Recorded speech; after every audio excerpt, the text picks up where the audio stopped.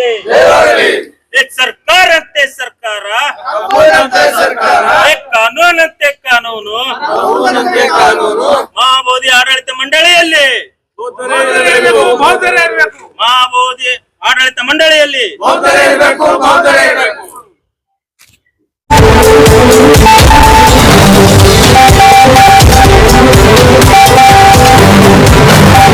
ET news में आप सभी दर्शकों का स्वागत है। मैं हूं आपके साथ मुबीना। इंदु बिहाರದ ಮಹಾಬೋಧಿ ವಿಹಾರದ ಮುಕ್ತಿ ಆಂದೋಲನಕ್ಕೆ ಇಲ್ಲಿ ಸಾಂಕೇತಿಕವಾಗಿ ಚಾಲನೆಯನ್ನು ಕೊಟ್ಟಿದ್ದೇವೆ.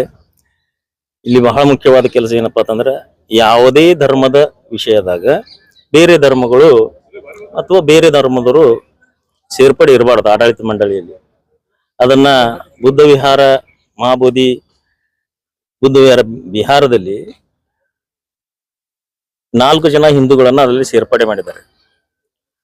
ಅದಕ್ಕಾಗಿ ಈ ಅವರನ್ನ ತೆಗೆದು ಬುದ್ಧ ಭಿಕ್ಷುಗಳನ್ನ ಮಾತ್ರ ಬೌದ್ಧರನ್ನ ಮಾತ್ರ ಅಲ್ಲಿ ಆಡಳಿತ ಮಂಡಳಿಯಲ್ಲಿ ಇರಬೇಕು.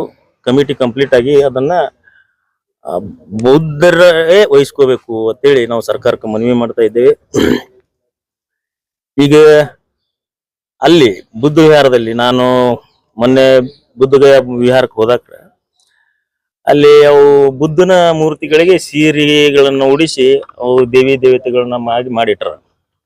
ಅಲ್ಲಿ ಮುಂದೆ ಪಿಂಡದಾನ ಮಾಡೋದು, ಆಮೇಲೆ ಏನೇನೋ ಮೂಢನಂಬಿಕೆಗಳು ಮಾಡೋದು, ಮಾಟ ಮಂತ್ರ ಮಾಡೋದು, ನಿಂಬಿಕಾಯೋ ಅವು ಇವು ಕ್ಯಾರೋ ಏನೇನೋ ರಾಂಟ್ ಅಲ್ಲಿ ಅಲ್ಲಿನದನ್ನ ಬುದ್ಧಗೆ ಜ್ಞಾನವಾದಂತ ಸ್ಥಳದಾಗ ಒಯ್ದು ಇವರು ಅಲ್ಲ ಧರ್ಮದ ಆಚಾರ ವಿಚಾರಗಳ ತದ್ವಿರುದ್ಧ ಅಲ್ಲಿ ಕೆಲಸ ಮಾಡ್ಲಕತ್ತಾರೆ. ಅದಕ್ಕಾಗಿ ಸರ್ಕಾರಕ್ಕೆ ನಾವು ಈಗಾಗಲೇ ಮನವಿ ಮಾಡ್ಕೊಂಡಿದ್ದೇವೆ. ಸಾಂಕೇತಿಕವಾಗಿ ಇನ್ನು ಮುಂದೆ ಉಗ್ರ ಹೋರಾಟ ಪ್ರಾರಂಭ ಆಗ್ತದೆ. ನಿತೀಶ್ ಕುಮಾರ್ ಅವರು ಬೇಗನೆ ಎಚ್ಚೆತ್ತುಕೊಂಡು ನಾನು ಹಿಂದುಳಿದವನು, ನಾ ಬ್ಯಾಕ್ವರ್ಡ್ ಕಾಸ್ಟ್, SC ST ದವ್ರು ಎಲ್ಲರೂ ನಾವು ತೊಗೊಂಡು ಹೋಗ್ತೀನಿ ಅಂತೇಳಿ ಎಲೆಕ್ಷನ್ ಮಾಡಿ ಗೆದ್ದು ಬಂದು ಈಗ BJP ಜೋಡಿ ಜಾತಿವಾದಿಗಳ ಜೋಡಿ ಕೂಡ್ಬಿಟ್ಟಾನ. ಅವನಿಗೆ ಎಚ್ಚರಿಕೆ ಏನಪ್ಪಾ ಅಂತಂದ್ರೆ ಈಗ ಮುಂದಿನ ಎಲೆಕ್ಷನ್ದಾಗ ನಾವೆಲ್ಲ ಬೌದ್ಧರು ಎಷ್ಟು ಸಾಧ್ಯದ ಅಲ್ಲಿ ಬಿಹಾರಕ್ಕೆ ಹೋಗಿ ಅವನ ವಿರೋಧ ನಾವು ಪ್ರಚಾರ ಮಾಡೋರಿದ್ದೆವು. ಆ ವಿಷಯ ಬೇರೆ. ಈಗ ನಮಗೆ ಬುದ್ಧ ವಿಹಾರವನ್ನ ಬಿಟ್ಕೊಡ್ಬೇಕು. ಆಮೇಲೆ ಈ ಬುದ್ಧ ವಿಹಾರ ಬೌದ್ಧರಿಗೆ ಬಿಟ್ಕೊಡ್ಬೇಕಂತೇಳಿ ಪ್ರಾರಂಭದಲ್ಲಿ ಏನು ಹೋರಾಟ ಚಾಲೂ ಮಾಡಿದ್ರು ವಿನಯಾಚಾರ್ಯ ಬಂತೀಸಿ ಅವ್ರ ಮೇಲೆ 108 ಸುಳ್ಳು ಕೇಸುಗಳನ್ನ ಹಾಕಿ ಅವ್ರಿಗೆ ಜೈಲ್ನಾಗ ಇಟ್ಟಾರ.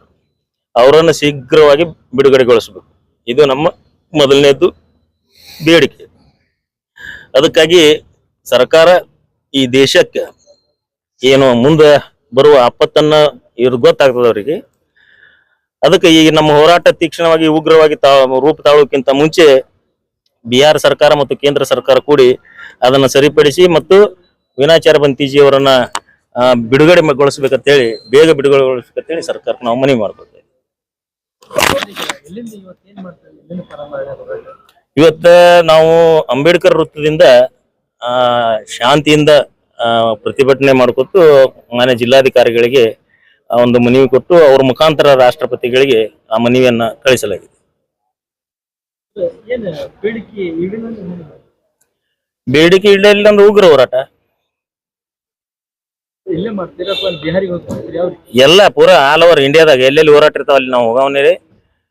ನಾವು ಅಲ್ಲಿಗೆ ಹೋಗಿ ಅಲ್ಲಿ ಜಾಗೃತಿ ಮಾಡಿ ಮಾಡ್ಲಾರ ಜಿಲ್ಲಾ ಇದ್ರು ಈಗ ಮೊದಲು ಕರ್ನಾಟಕ ರಾಜ್ಯದಾಗ ಎಲ್ಲಾ ಜಿಲ್ಲಾಗಳದಾಗ ನಾವು ಹೋರಾಟ ಮಾಡಿಸ್ಲಿಕ್ಕೆ ಹಚ್ತೀವಿ. ನಮ್ಮ ಹೋರಾಟದ ಒಡನಾಡಿಗಳೊಂದಿಗೆ ಮಾತಾಡ್ತೀನಿ. ಈ ರಾಜ್ಯದ ಎಲ್ಲ ಹೋರಾಟದ ಒಡನಾಡಿಗಳಿಗೆ ಅದನ್ನ ನಾವು ಬಾಬಾ ಸಾಹೇಬರ ಏನು ರಕ್ತದ ಕುಡಿಗಳು ಅನುಯಾಯಿಗಳು ತಿಳ್ಕೊತೀವಿ. ನಮ್ಮ ಕರ್ತವ್ಯ ಅದನ್ನ ಮಾಡ್ಬೇಕಾಗಿತ್ತು. ಯಾಕಂದ್ರೆ ಬಾಬಾ ಸಾಹೇಬರು ಈ ಜಗತ್ನಾಗ ಬಹಳಷ್ಟು ಧರ್ಮಗಳು ಇದ್ದು ಎಲ್ಲಾ ಶ್ರೇಷ್ಠ ಧರ್ಮಗಳು ಇದಾವ. ಆದ್ರೆ ಈ ದೇಶದ ಮೂಲ ಧರ್ಮ ಏನೈತಿ ಅದು ಬೌದ್ಧ ಧರ್ಮ ಅಂತೇಳಿ ಬಾಬಾ ಸಾಹೇಬರು ಅದನ್ನ ಸ್ವೀಕಾರ ಮಾಡಿದ್ದಾರೆ. ಮತ್ತು ವೈಚಾರಿಕ ಮತ್ತು ಸಮಾನತೆ ಸೋದರತೆ ಇರುವಂತಹ ಧರ್ಮ ಅದು ಅಂತೇಳಿ ಅದಕ್ಕಾಗಿ ಆ ಧರ್ಮ ಉಳಿಸುವ ಕೆಲಸ ನಾವು ಮಾಡ್ತೀವಿ. ಮತ್ತು ವಿನಾಚಾರ್ಯ ಬಂತೀಜಿ ಅವರನ್ನ ಬೇಗನೆ ಬಂಧನ ಮುಕ್ತಗೊಳಿಸದೇ ಇದ್ದಲ್ಲಿ ಉಗ್ರ ಹೋರಾಟ ಮಾಡ್ತೀವಿ. ಪ್ರಾಚೀನ ಕಾಲದಿಂದ ಕೂಡ ಅಲ್ಲಿ ಬೌದ್ಧ ಮಂದಿರವಾಗಿತ್ತು. ಈಗ ಅಲ್ಲಿರ್ತಕ್ಕಂಥ ನಿತೀಶ್ ಕುಮಾರ್ ಅವರ ಒಂದು BJP ಸರ್ಕಾರ ಏನಿದೆ ಅಲ್ಲಿರ್ತಕ್ಕಂಥ ಬ್ರಾಹ್ಮಣರು ಆ ಬೌದ್ಧ ವಿಹಾರವನ್ನು ಆಕ್ರಮಣ ಮಾಡಿಕೊಂಡು ಅಲ್ಲಿ ಪೂಜೆ ಪುನಸ್ಕಾರಗಳನ್ನು ಮಾಡೋದ್ರ ಮುಖಾಂತರ ಒಂದು ಬೌದ್ಧರಿಗೆ ಒಂದು ಅನ್ಯಾಯ ಮಾಡುವಂಥ ಕೆಲಸವನ್ನು ಅಲ್ಲಿ ಸರ್ಕಾರ ಮಾಡ್ತಾ ಇದೆ. ಅಲ್ಲಿ ಸಾಕಷ್ಟು ಹೋರಾಟಗಳು ಕೂಡ ಸುಮಾರು ತಿಂಗಳುಗಳಿಂದ ಅಲ್ಲಿ ಹೋರಾಟಗಳು ನಡೀತಾ ಇದ್ದಾವೆ. ಆದರೂ ಕೂಡ ಅಲ್ಲಿನ ಸರ್ಕಾರ ಯಾವುದಕ್ಕೂ ತಲೆ ಕೆಡಿಸಿಕೊಳ್ಳದೆ ಬೌದ್ಧರಿಗೆ ಒಂದು ಅನ್ಯಾಯ ಮಾಡುವಂಥ ಕೆಲಸ ಮಾಡ್ತಾ ಇದೆ.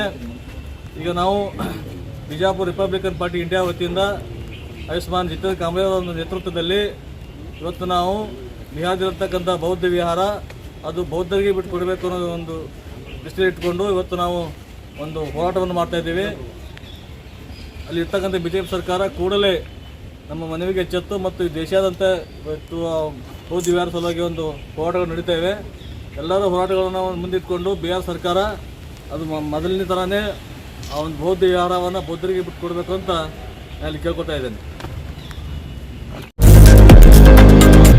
लेटेस्ट न्यूज अपडेट्स के लिए YouTube एक्सप्रेस को सब्सक्राइब कीजिए, साथ में बेल आइकॉन को भी क्लिक कीजिए, साथ ही साथ लाइक, शेयर और कमेंट करना ना भूलिए.